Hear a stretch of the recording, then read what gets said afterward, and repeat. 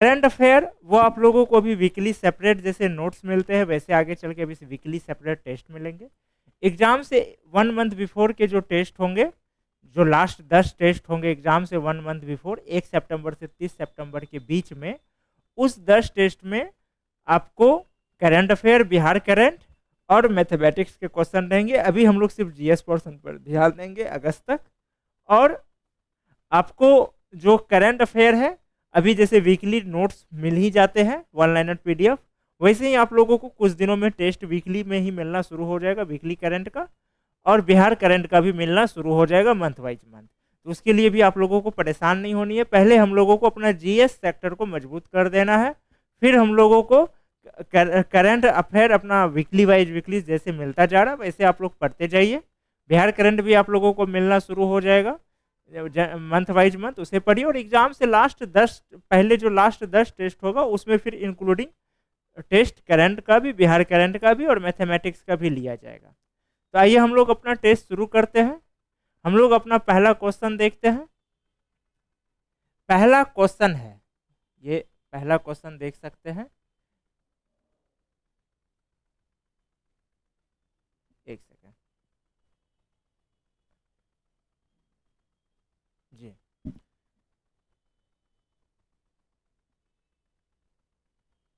इसमें जो पहला क्वेश्चन है वो है, इनमें से किन्हें राष्ट्रपति अपना इस्तीफा सौंपेंगे? इनमें से किन्हें राष्ट्रपति अपना इस्तीफा सौंपेंगे? To whom will the president hand over his resignation? ठीक है, राष्ट्रपति किन्हें अपना इस्तीफा सौंपेंगे? इसमें देखिए 3 ऑप्शन, 3 कूट में है, यानी कि 3 दे दिए गए हैं, 1 2 3 में 3 नाम दिए गए हैं। अब नीचे कूट बना दिया गया है, तो अब उनमें से दिया गया है कि कौन सा कूट सही है।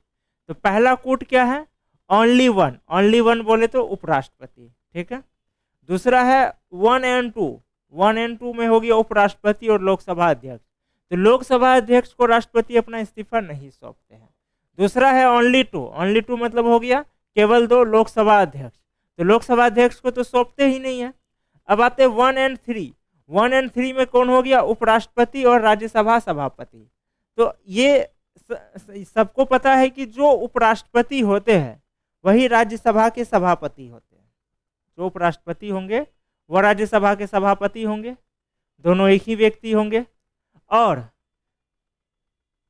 जैसे ही कोई व्यक्ति उपराष्ट्रपति के पद को ग्रहण करता है वो ऑटोमेटिकली क्या होता है? राज्यसभा का सभापति बन जाता है। तो अगर देखा जाए व्यवहारिक तौर पे तो 1 and 3, यानी क्योंकि उपराष्ट्रपति और राज्यसभा का सभापति एक ही है, 1 and 3।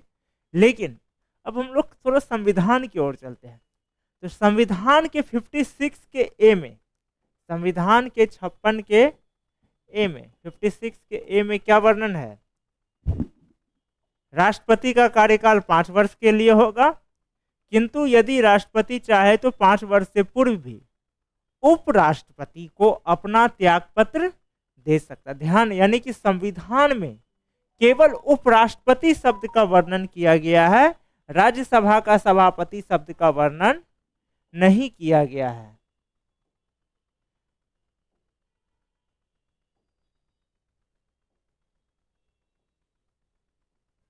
जो राज्यसभा के सभापति है इसका वर्णन संविधान में नहीं किया गया है।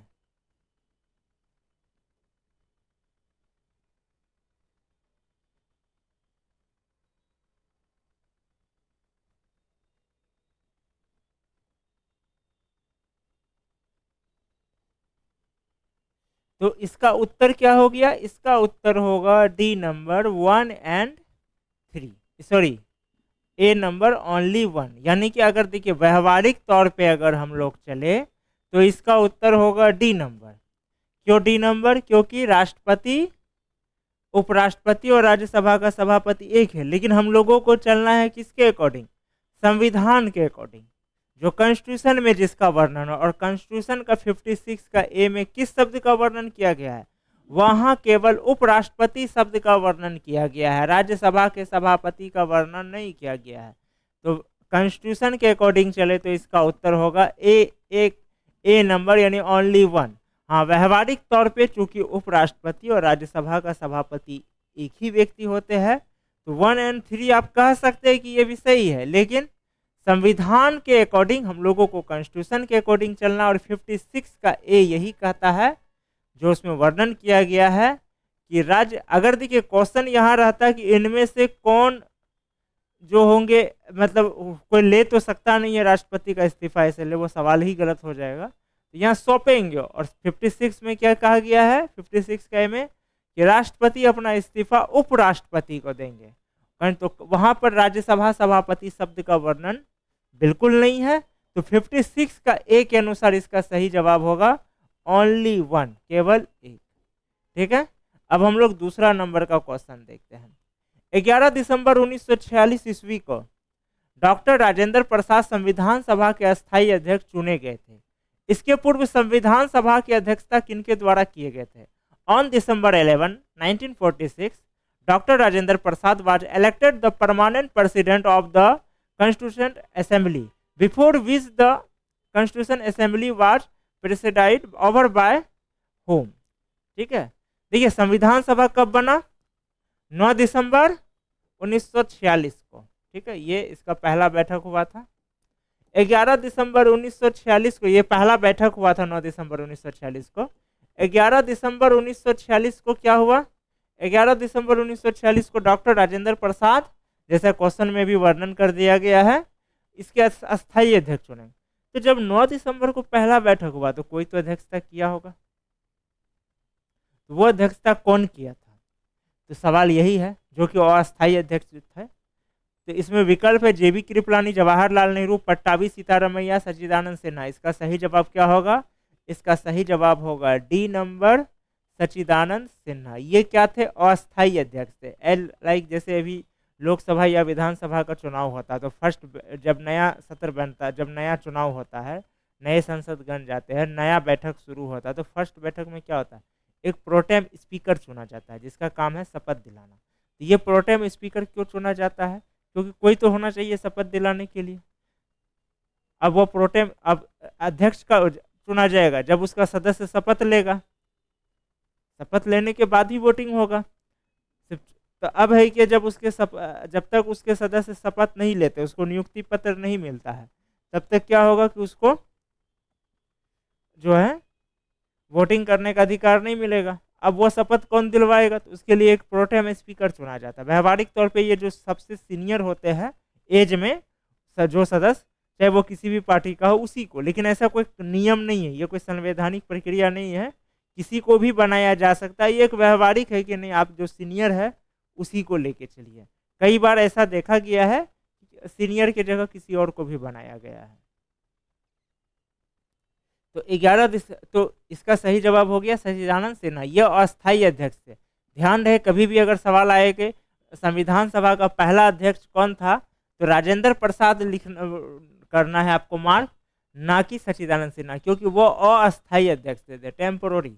सिर्फ वही जैसे प्रोटेम स्पीकर होता है कि नाम का, वो बस शपथ दिलवाया, बस बिल्कुल उसी तरह।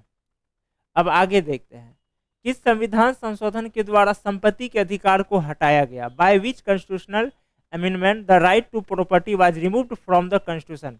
44वां, 42वां, 76वां, 78वां, 44th, 42nd, 76, 78। ठीक है, देखिए सबको पता है मूल संविधान में मौलिक अधिकार कितने थे? 7। बाद में क्या हुआ? 1978 में। कब? 1978 में 31 को हटा दिया गया, इनके सारे उपखंडों के सहित 31 का वो क ख ग ABC सहित इसको हटा दिया गया। ठीक है, ABC बाद में जोड़ा था, पहले मूल संविधान में 31 ही था। तो वो कैसे जोड़ा बाद में, वो हम लोग अपने पॉलिटी क्लास में समझेंगे। 31 में जो है हटा दिया गया, 31 को हटा दिया गया। ठीक है, इसके साथ एक और हटाया था 19 का 1 का F, 19 का 6 नहीं, 19 का 1 का F, यानी 1 का छठा क्लॉज। बात समझे? इसको ध्यान, ये इसके बारे में भी आगे क्लास में ही समझेंगे। इसको हटा दिया गया और संपत्ति के अधिकार को क्या बना दिया गया? 300 का ए के तहत अब ये केवल लीगल राइट हो गया, ये विधिक अधिकार हो गया। ठीक है, अब ये आपका फंडामेंटल राइट ना होकर सिर्फ लीगल राइट है। तो सवाल है कि वो जो 1978 में हटाया था वो कौन सा संशोधन था? तो इसका सही जवाब क्या है? ए नंबर 44वां। ठीक है, अब हम लोग आगे बढ़ते हैं। प्रथम बार संविधान के प्रस्तावना में संशोधन कब किया गया था? First time. ठीक है, फर्स्ट टाइम जो होते हैं, जो प्रियम्बल है कॉन्स्टिट्यूशन के, उसमें कब अमेंडमेंट हुआ था? सवाल ये है। 1978, 1951, 1976, 1981। इसका जवाब क्या होगा? इसका जवाब होगा सी नंबर 1976। और इस अमेंडमेंट के बाद क्या हुआ था? 3 नए शब्द जोड़े गए थे, पंथ निरपेक्ष, ठीक है, समाजवादी, पंथ निरपेक्ष, अखंडता। समाजवादी, पंथ निरपेक्ष और अखंडता। ठीक है, सोशलिस्ट, सेक्युलर एंड इंटीग्रिटी, ये 3 शब्द जोड़े गए थे 1976 में। ये कौन सा संशोधन था? 42वां, 42वां। ठीक है, 42nd था। अब चलते हैं नेक्स्ट। लोकसभा में विपक्ष के नेता का वेतन एवं भत्ता किनके समान होगा? Who will be equal to the salary and allowance of the leader of the opposition in the Lok Sabha? Lok Sabha अध्यक्ष, लोकसभा स्पीकर, प्रधानमंत्री, प्राइम मिनिस्टर, मंत्रिमंडल के मंत्री, कैबिनेट मिनिस्टर्स, इनमें से सभी, ऑल ऑफ दी। इसका सही जवाब क्या होगा? इसका सही जवाब होगा 5 नंबर का सी होगा, मंत्रिमंडल के मंत्री। जो मंत्रिमंडल के मंत्री होते हैं, मंत्रिमंडल के, ठीक है, कैबिनेट के, ठीक है, मिनिस्टर ऑफ कैबिनेट, ठीक ना, तो उनके मंत्रियों के समान लोकसभा का जो होगा विपक्ष का नेता का होगा। विपक्ष का नेता कौन बनता है? सामान्य तौर पे वो पार्टी जिनको कम से कम कुल सदस्यों का 10% प्राप्त है। ठीक है, जिनको कुल सदस्यों का 10% जो है प्राप्त है, वो बनेगा। और अगर 2 पार्टी ऐसी हो गई, 3 पार्टी ऐसी हो गई जिसको 10% से ज़्यादा प्राप्त है, तो सबसे बड़ी पार्टी है जिसको सदस्य लोग चुन ले, वहाँ भी वोटिंग होगा। ठीक, उसी को सरकार मान्यता देगी। ये एक विवादित, कभी कभी विवादित पोस्ट बन जाता है। जैसे सपोज कीजिए सरकार किसी और को मान्यता देना चाह रही है, और जिसको मान्यता देना चाह रही है बाकी पार्टी उसको पसंद नहीं कर रही, उसको लग रहा है कि ये लोकसभा के अध्यक्ष के तौर पे, विपक्ष के तौर पे तो रहेगा, लेकिन ये सरकार के खिलाफ कुछ एक्शन नहीं लेगा, ऐसा भी होता है। इनमें से किनके वेतन का वर्णन संविधान में नहीं किया गया है? यहाँ भी देखिए कूट है, राष्ट्रपति, उपराष्ट्रपति, सर्वोच्च न्यायालय के मुख्य न्यायाधीश। तो पहला कूट देखते हो, ओनली वन, राष्ट्रपति, इसका किया गया है, बिल्कुल किया गया है। उपराष्ट्रपति, वाइस प्रेसिडेंट, इसका किया गया, इसका नहीं किया गया है। उपराष्ट्रपति का वेतन का वर्णन संविधान में नहीं है। वहां पर क्या है? उपराष्ट्रपति को वेतन लोकसभा के जो अध्यक्ष है, जो स्पीकर है, उनके समान दिया जाता है। यानी कि कह सकते हैं कि चूंकि देखिए लोकसभा का अध्यक्ष, सॉरी, राज्यसभा का सभापति और उपराष्ट्रपति सेम है। अब 2 बार तो सैलरी देगी नहीं एक ही व्यक्ति को, तो क्या किया जाता है कि उपराष्ट्रपति को वेतन लोकसभा के अध्यक्ष के समान राष्ट्रपति सभापति के बिहाफ में दे दिया। क्योंकि अगर वेतन ज़्यादा हो कम हो तो राज्यसभा सभापति का पोस्ट पर फिर सवाल उठ सकता है। मान के चलिए उपराष्ट्रपति का वेतन फिक्स कर दिया, अब क्या है कि राज्यसभा का जो सभापति है, लोकसभा का जो अध्यक्ष है, उसके वेतन से ज़्यादा है, तो ये हो सकता है अगर जनता का प्रतिनिधि से ज़्यादा इसको दिया जा रहा है, कम देगा तो वो भी एक हो सकता है कि राजनीति विवाद क्रिएट हो जाए, डबल देगा तो वो भी एक सवाल खड़ा हो सकता है। तो इस वजह से क्या किया गया, सीधा कह दिया कि जो लोकसभा के अध्यक्ष का वेतन होगा वही राज्यसभा के सभापति का वेतन होगा। और चूंकि राज्यसभा का सभापति और उपराष्ट्रपति एक ही व्यक्ति है, तो इसका जो होगा उसका मतलब उसका वेतन, उपराष्ट्रपति का वेतन का और कोई जिक्र नहीं हुआ। ठीक है, तो ओनली टू। अब तीसरा, सर्वोच्च न्यायालय के मुख्य न्यायाधीश, इसके भी वेतन का वर्णन है। यानी कि इनमें से केवल किनके वेतन का वर्णन संविधान में नहीं है? उपराष्ट्रपति, ओनली टू। ओनली टू कहाँ है? बी नंबर में। ठीक है, कहाँ पर है? बी नंबर में है। ये इसका सही जवाब है, बी नंबर। अब आगे चलते हैं। भारतीय संविधान में भारत के महान्यायवादी का वर्णन अनुच्छेद 76 में किया गया है। यह शासन के किस अंग का भाग माना जाता है? ठीक, जो अटॉर्नी जनरल है, इसका वर्णन कहाँ है? आर्टिकल 76 में। ये एक जीएस है, ये भी क्वेश्चन कभी आ जाता है, इसको याद रखिएगा। अब ये शासन के किस अंग का भाग माना जाता है? शासन के कितने अंग है? क्लास में पढ़ा चुके हैं। 3 अंग है, विधायिका, कार्यपालिका, न्यायपालिका, लेजिस्लेचर, एग्जीक्यूटिव एंड जुडिशरी। ठीक है, और ये तीन ही क्यों है ये भी क्लास में समझा चुके हैं, आप लोग क्लास में देख सकते हैं। तो ये जो तीन है इनमें से किसका आता है, तो इसका सही जवाब कौन सा होगा, इसमें देखिए कौन कौन सा विकल्प है, न्यायपालिका, विधायिका, कार्यपालिका, इनमें से सही। ज़्यादातर स्टूडेंट इनमें न्यायपालिका में चले जाते हैं क्योंकि ये महान्यायवादी है, कानून से संबंधित है। लेकिन वास्तविकता क्या है, ये किसका पार्ट है, तो ये कार्यपालिका का पार्ट है। ये सरकार के लिए कार्य करती है। इसका कार्य क्या है, सरकार के बातों को न्यायालय के समक्ष रखना, यानी सरकार की तरफ से न्यायालय में अपना दलील प्रस्तुत करना, अपना पॉइंट्स को रखना, यही इसका है कार्य। ये कार्यपालिका का अंग है। अब नेक्स्ट क्वेश्चन देखते हैं। मेनका गांधी बनाम भारत सरकार 1978 का संबंध मौलिक अधिकार के किस अनुच्छेद से है। Maneka Gandhi versus union of India 1978 is related to which article of fundamental right. ठीक है, 22, 20, 22, 21, 19 का 1। तो इसका संबंध किससे है, इसका संबंध है आर्टिकल 21। और इस वाद के निर्णय के बाद क्या हुआ, आर्टिकल 21 का पूरा कह सकते हैं डिफिनेशन ही चेंज हो गया। इससे पहले गोपाल प्रसाद वाले केस में क्या था, आर्टिकल 21 का संबंध किससे है, क्या है टॉपिक उसका, जीवन जीने का अधिकार। तब जीवन जीने का अधिकार किसको कहेंगे, किसी को 2 रोटी खाने को मिल जाता वो भी जीवन जी रहा है, कोई सेम टाइम में जो है मटर पनीर खा रहा है, पराठा खा रहा है सेम टाइम में, और कोई 2 रोटी बेचारा नमक के साथ खा रहा है। क्या है, दोनों जी रहा है। किसी को अच्छी शिक्षा मिल रही है, कोई बेचारे को बुक तक नसीब नहीं हो रहा है, किसी को कुछ और मिल रहा है, अच्छी गाड़ी मिल रही है, और कोई बेचारा पैदल चलने के लिए अच्छी सड़क तक नहीं मिल पा रहा है। सड़क में भी पैदल भी बेचारा चलना चाह रहा तो वहाँ अच्छी सड़कें नहीं है कि वह चल सके, वहाँ भी दिक्कतें होती है। तब जीवन जीने का अधिकार किसको कहेंगे, खाना पीना सिर्फ खा लिए जिंदा रह गए। तो इससे पहले मेनका गांधी वाद से पहले गोपाल प्रसाद का जो निर्णय था आर्टिकल 21 को लेकर, उसमें न्यायालय का यही कहना का था कि जीवन जीने का अधिकार केवल जीवन जीने से, यानी आप जी रहे हैं ये आपका जीवन जीने का अधिकार है।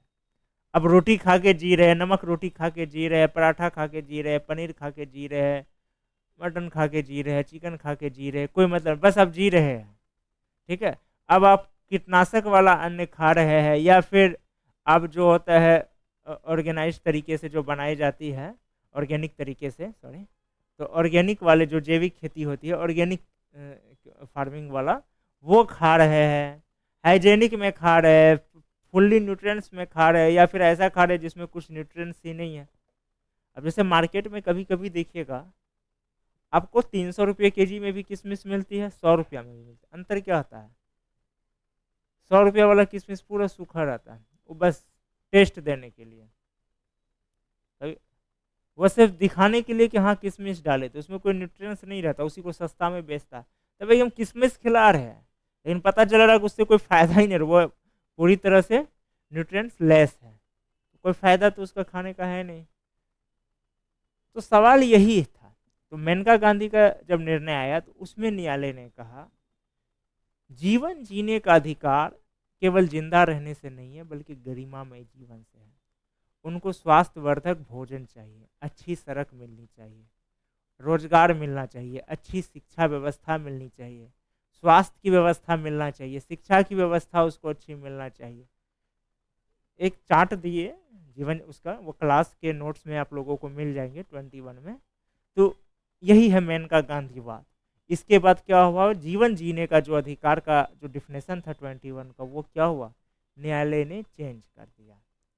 यानी कि अब केवल जिंदा रहने से नहीं है, सरकार की जिम्मेदारी है कि व्यक्ति को आप गरिमामय जीवन दे, उसको रोजगार का, अच्छी रोजगार, अच्छा स्वास्थ्य, स्वास्थ्य का व्यवस्था। स्वास्थ्य का व्यवस्था से मतलब है कि अब कोई व्यक्ति बीमार पड़ा और पता चला हॉस्पिटल है 100 किलोमीटर का दूरी पे,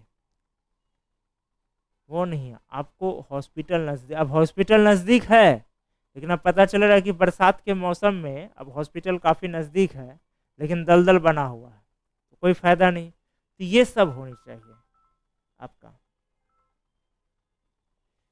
अब है अगला क्वेश्चन है, इनमें से किस अनुच्छेद के अनुसार राष्ट्रपति केंद्रीय विधायिका का अंग है? According to which of this articles the president is a part of the central legislature?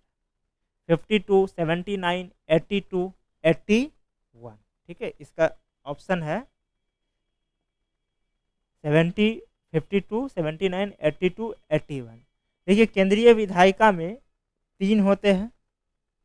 ठीक है, केंद्रीय विधायिका जिसको हम लोग संसद या पार्लियामेंट भी कहते हैं, कंफ्यूज नहीं होना है, एक ही है। केंद्रीय विधायिका को ही संसद या पार्लियामेंट कहते हैं।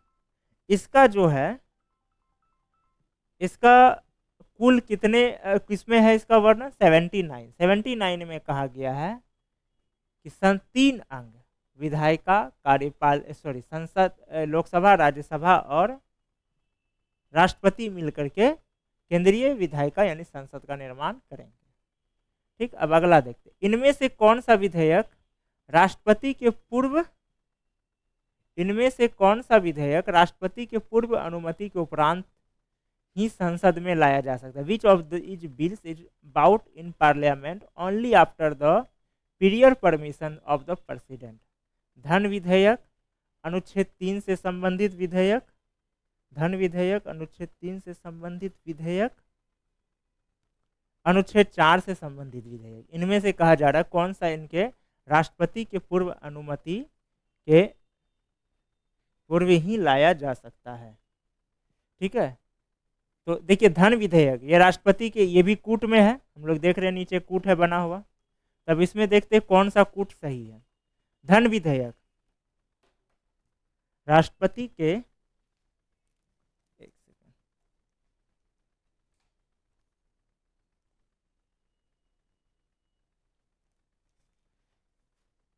धन विधेयक ये राष्ट्रपति के पूर्व अनुमति के बाद ही लाया जाता है।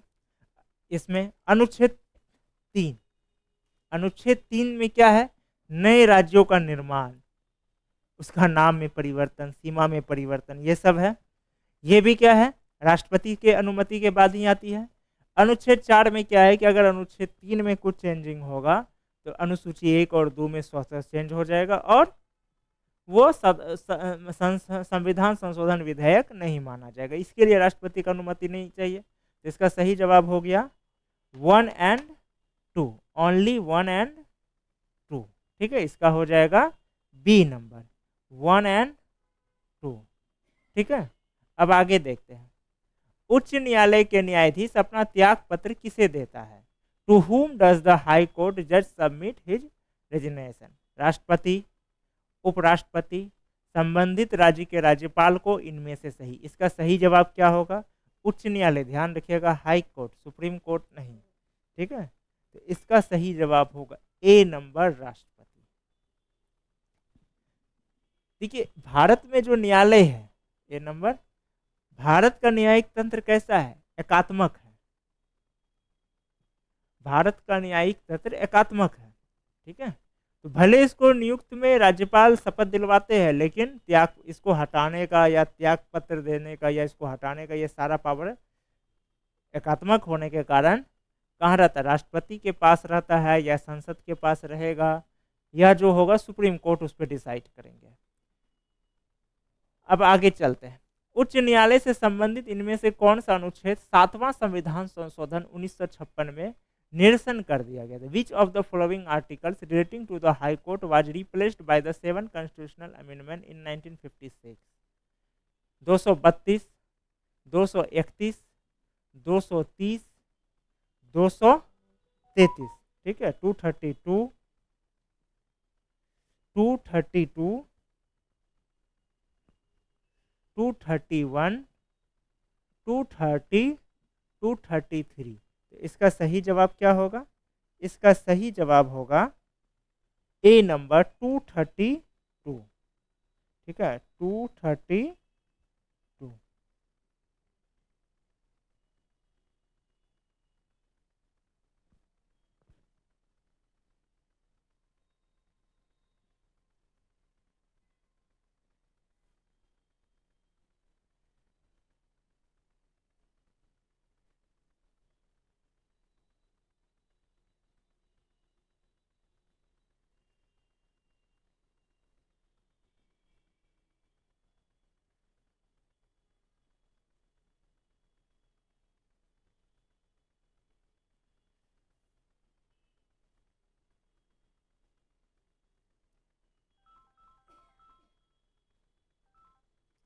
अब नेक्स्ट क्वेश्चन हम लोग देखते हैं। सर्वोच्च न्यायालय के मुख्य न्यायाधीश की अधिकतम आयु 65 वर्ष तय की गई है। अन्य न्यायाधीशों की अधिकतम आयु कितनी हो सकती है? 62, 63, 64, इनमें से कोई नहीं। तो इसका सही जवाब क्या होगा? इसका सही जवाब है 62। कितना? 62। सर्वोच्च न्यायालय के नहीं, सॉरी, इसका सही जवाब होगा इनमें से कोई नहीं। हाई कोर्ट के जो होते हैं उसका 62 होता है, बाकी सर्वोच्च न्यायालय का कोई भी न्यायाधीश हो उसका क्या होगा? 65 ही रहेगा। ठीक है, 65, इसलिए इसका जवाब होगा डी नंबर। अब आगे चलते हैं। इनमें से किन पर पंचायत चुनाव की जिम्मेदारी होती है? भारत के निर्वाचन आयोग, राज्य सरकार, राज्य निर्वाचन आयोग, इनमें से कोई नहीं।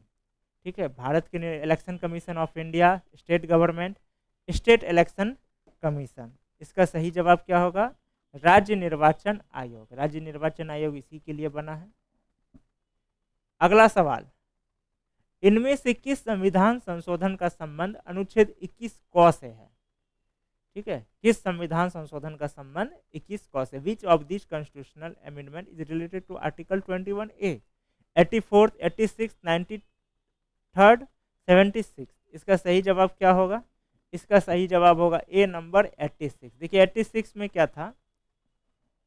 86 में 21 का ए जोड़ा गया, और जो पहले डीपीएसपी में था कि राज्य की जिम्मेदारी है कि वह 6 से 14 वर्ष के बच्चे को शिक्षा का व्यवस्था करे, अब वो मौलिक अधिकार दे दिया गया। यानी कि अब वह आपका मौलिक अधिकार है 6 से 14 साल के बच्चे को जो होता है नागरिक, मतलब कि उसको शिक्षा लेना, यानी कि सरकार को अब ये जिम्मेदारी दे दी गई है पूर्ण रूप से कि ये नागरिकों का मौलिक अधिकार है कि 6 से 14 साल के बच्चे को कि उसको शिक्षा व्यवस्था मिले, निःशुल्क शिक्षा, चाहे जैसे मिले। ठीक है, ये एक जिम्मेदारी दे दी गई। ये कब किया गया? 66वां संविधान संशोधन 21 का ए को जोड़ करके। इसलिए इसका सही जवाब हो जाएगा बी नंबर 86। तो ये फर्स्ट टेस्ट में ये पॉलिटी सेक्शन था। पॉलिटी सेक्शन से कुल 15 क्वेश्चन, जिसका भी हम लोग प्रैक्टिस किए। इसके आगे इकोनॉमिक सेक्शन है, वो हम लोग फिर आगे के वीडियो में जो है उसका प्रैक्टिस करेंगे। और इसके बाद फिर जो अलग अलग हर सब्जेक्ट का अलग अलग प्रैक्टिस करते हैं, एक एक करते हुए आगे बढ़ते हैं। और टेस्ट जो होता है ये एप्लीकेशन में भी लाइव कर दिया गया है। सब्जेक्ट वाइज टेस्ट भी लाइव है एप्लीकेशन में बीपीएससी के लिए, प्लस फुल टेस्ट भी लाइव है। ठीक है, तो यहाँ से आप ये एप्लीकेशन इंस्टॉल करके आप लोग टेस्ट भी दे सकते हैं। और किसी के मन में कोई डाउट है, कोई सवाल है, तो वो आप लोग वीडियो में कमेंट में पूछ सकते हैं। आज का क्लास हम लोग ये इसमें पॉलिटी सेक्शन कंप्लीट हुआ। नेक्स्ट सेक्शन में फिर इससे आगे जो इकोनॉमी सेक्शन है उसके क्वेश्चन का हम लोग प्रैक्टिस करेंगे। अब हम लोग नेक्स्ट सेक्शन में फिर सब मिलते हैं। क्लास जुड़ने के लिए सबको धन्यवाद।